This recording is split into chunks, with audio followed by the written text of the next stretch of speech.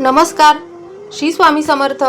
16 मे 2026 वार शनिवार या दिवशी अतिशय दुर्मिळ आणि प्रभावशाली असा योग आलेला आहे. कारण या दिवशी शनी अमावस्या आणि शनी जयंती एकाच दिवशी आलेली आहे. त्यामुळे हा दिवस शनिदेवांची कृपा मिळवण्यासाठी, साडेसाती शांत करण्यासाठी, पितृदोष कमी करण्यासाठी आणि जीवनातील अडचणी दूर करण्यासाठी अत्यंत महत्त्वाचा मानला जातो. शनी अमावस्या हा दिवस विशेषतः शनिदेवांच्या पूजेसाठी समर्पित मानला जातो. ज्यांच्या कुंडलीमध्ये शनिदोष, साडेसाती किंवा सतत अडथळे, आर्थिक समस्या, मानसिक तणाव, कष्ट वाढलेले असतील, त्यांनी या दिवशी श्रद्धेने शनिदेवांची पूजा आणि सेवा करावी.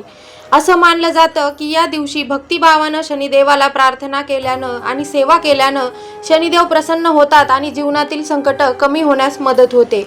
आजच्या या व्हिडिओमध्ये आपण जाणून घेणार आहोत शनी अमावस्या केव्हा आहे, तिची वेळ काय आहे, महिलांनी कोणती कामे करावी, कोणते उपाय करावे आणि घरातील नकारात्मकता दूर करण्यासाठी प्रभावी नारळाचा उपाय कसा करायचा. त्यामुळे व्हिडिओ शेवटपर्यंत नक्की पहा.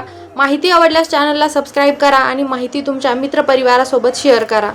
तर बघा, 16 मे 2026 वार शनिवारी रोजी पहाटे 5:11 अमावस्या सुरू होत आहे आणि 17 मे रोजी पहाटे 1:30 अमावस्या समाप्त होणार आहे. शनिवार आणि अमावस्या एकत्र आल्यामुळे तिला शनैश्चरी अमावस्या असं म्हटलं जातं. विशेष म्हणजे याच दिवशी शनी जयंती सुद्धा आहे आणि म्हणून हा दिवस अत्यंत प्रभावशाली मानला जातो. आता शनी अमावस्येच्या दिवशी सकाळी लवकर सूर्योदयापूर्वीच उठावं, स्नान करून स्वच्छ कपडे परिधान करावे, त्यानंतर आपल्या घराची आणि अंगणाची स्वच्छता करावी.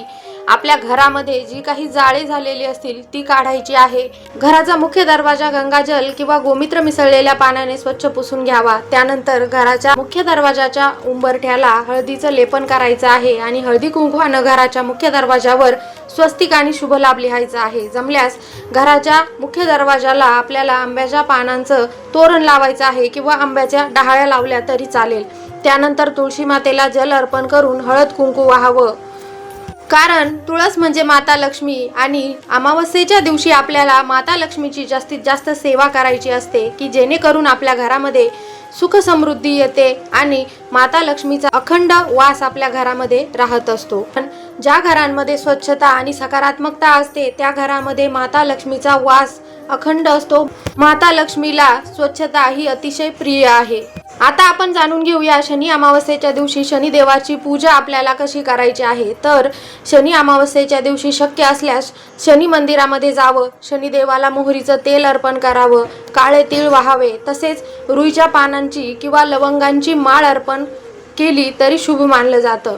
आता शनिदेवांची पूजा करताना किंवा शनी अमावस्येच्या दिवशी दिवसभर आपल्याला ओम शम शनेश्वराय नमः या मंत्राचा जप करायचा आहे. हा मंत्र शांत मनाने जास्तीत जास्त वेळा म्हटल्यानं मानसिक शांती मिळते आणि शनिदेवांची कृपा प्राप्त होते असं मानलं जातं.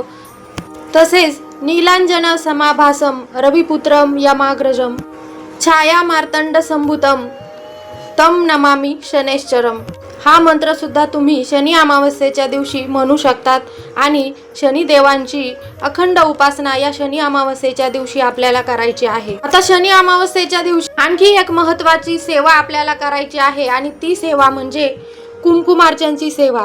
तुम्ही तुमच्या कुलदेवीच्या मूर्तीवर किंवा टाकावर किंवा श्रीयंत्रावर कुंकुमार्चन करू शकता. ही माता लक्ष्मीची अतिशय प्रिय आणि उच्च कोटीची सेवा मानली जाते आणि म्हणून ज्या घरामध्ये प्रत्येक अमावस्येच्या दिवशी कुंकुमार्चनची सेवा केली जाते त्या घरामध्ये कधीही पैशाची कमतरता भासत नाही, कोणत्याही आर्थिक समस्या त्या घरामध्ये येत नाही आणि माता लक्ष्मी व भगवान विष्णू यांचा अखंड कृपा आशीर्वाद अशा घरांमध्ये राहत असतो. गरजू व्यक्तींना अन्नदान करा. काळे तीळ, उडीद डाळ किंवा त्यांच्या गरजेच्या वस्तू तुम्ही दान करू शकतात. छत्री दान करू शकतात, चपला दान करू शकतात.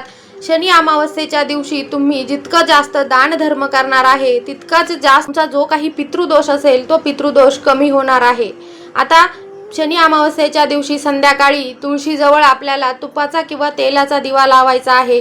तसेच आपल्या देवघरामध्ये सुद्धा आपल्याला एक शुद्ध गाईचा तुपाचा दिवा लावायचा आहे.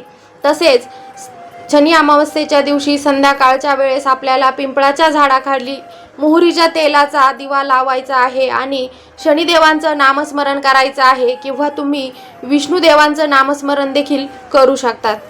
आता मोहरीचं तेल नसेल तर तुम्ही आपलं खाण्याचं तेल सुद्धा वापरू शकता। असं म्हणतात की पिंपळाच्या झाडामध्ये भगवान विष्णूंचा वास असतो आणि आपण शनी अमावस्येच्या दिवशी जर पिंपळाच्या झाडाखाली एक दिवा लावला तर आपल्या पितरांचा आशीर्वाद आपल्याला मिळतो। त्याचबरोबर भगवान विष्णूंचा सुद्धा आपल्याला आशीर्वाद मिळत असतो आणि म्हणून आपल्याला एक दिवा पिंपळाच्या झाडाखाली नक्कीच लावायचा आहे। तसेच शनी अमावस्येच्या दिवशी आपल्या पितरांसाठी सुद्धा आपल्याला एक विशेष दिवा लावायचा आहे। संध्याकाळच्या वेळेस आपल्या घराच्या दक्षिण दिशेला आपल्याला तेलाचा दिवा लावायचा आहे। त्या दिव्यामध्ये थोडे काळे तीळ टाकायचे आहे। हा दिवा तुम्ही मातीचा घेऊ शकतात, कणकेचा घेऊ शकतात किंवा अगदी स्टीलचा दिवा घेतला तरी चालेल। त्या दिव्यामध्ये थोडंसं तेल आणि थोडे काळे तीळ टाकून तो दिवा आपल्याला आपल्या घराच्या दक्षिण दिशेला लावायचा आहे आणि दिव्याची जी ज्योत आहे तिचं तोंड दक्षिण दिशेला येईल अशा प्रकारे आपल्याला तो दिवा लावायचा आहे आणि आपल्या पितरांचं स्मरण करायचं आहे। असं केल्याने आपल्या पितरांचा आशीर्वाद आपल्याला मिळत असतो, आपल्या पितरांना सद्गती मिळत असते आणि जो काही पितृदोष आपल्याला लागलेला असतो तो पितृदोष शांत होण्यास मदत होत असते। आता आपण जाणून घेऊया शनी अमावस्येचा अतिशय प्रभावी असा नारळाचा उपाय। बघा, ज्या घरांमध्ये सतत भांडणे होत असतील, घरात नकारात्मकता जाणवत असेल, घरातील व्यक्ती वारंवार आजारी पडत असतील किंवा वाईट नजर लागल्यासारखं वाटत असेल तर हा उपाय नक्की करायचा आहे। शनी अमावस्येच्या दिवशी संध्याकाळी साधारणतः 6:30 वाजेनंतर एक नारळ घ्यायचा आहे। तो नारळ सोलायचा नाही, त्यावर शेंदुरानं त्रिशूल काढायचं आहे। त्यानंतर आपल्या घराच्या मुख्य दरवाजाच्या बाहेर जाऊन आपल्याला उभं राहायचं आहे। आपल्या घराच्या मुख्य दरवाजाकडे आपलं तोंड आलं पाहिजे अशा प्रकारे आपल्याला आपल्या दोन्ही हातांमध्ये तो नारळ घेऊन आपल्या घराच्या दिशेने धरायचा आहे। आता नारळाची शेंडी आपल्या घराकडे येईल अशा प्रकारे तो नारळ आपल्या दोन्ही हातामध्ये धरायचा आहे आणि श्री स्वामी समर्थ या मंत्राचा जप करत हे आपल्या घराचा जो मुख्य दरवाजा आहे त्यावरून तो नारळ गोलाकार दिशेने 7 वेळा उतरवायचा आहे। आता 7 वेळा उतरवून झाल्यानंतर तो नारळ आपल्याला तसाच घेऊन दूर नेऊन ठेवायचा आहे किंवा पाण्यामध्ये विसर्जित करायचा आहे। आता जर तुम्ही शहरात राहत असाल तर डस्टबिनमध्ये तो नारळ तुम्हाला टाकायचा आहे। तसेच जर एखादी व्यक्ती सतत आजारी पडत असेल किंवा काही नजर लागली असेल तर त्या व्यक्तीवरून सुद्धा तुम्हाला अशाच प्रकारे नारळ 7 वेळा ओवाळायचा आहे आणि जर एकापेक्षा जास्त व्यक्तींवर हा उपाय तुम्हाला करायचा असेल तर प्रत्येक वेळा नारळ हा वेगवेगळा घ्यायचा आहे, एकच नारळ सर्व व्यक्तींवरून उतरवायचा नाही।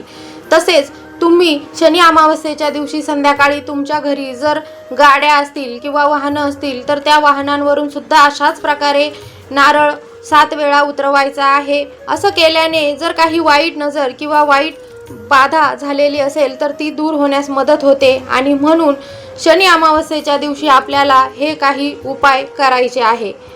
आता जे काही उपाय तुम्ही करणार आहात ते फक्त श्रद्धा आणि भक्तिभावानं करा, यामध्ये कोणत्याही प्रकारची अंधश्रद्धा नाही। श्रद्धा आणि भक्तिभावानं केलेले उपाय, सेवा, दान आणि नामस्मरण आपल्या जीवनामध्ये सकारात्मक बदल घडवू शकतात। आता तुम्ही या शनी अमावस्येला कोणता उपाय करणार आहात हे कमेंटमध्ये नक्की लिहा। व्हिडिओ आवडला असेल तर लाईक करा, शेअर करा आणि चॅनलला सबस्क्राईब करायला विसरू नका। पुन्हा भेटू नवीन माहिती सोबत, तोपर्यंत धन्यवाद। श्री स्वामी समर्थ।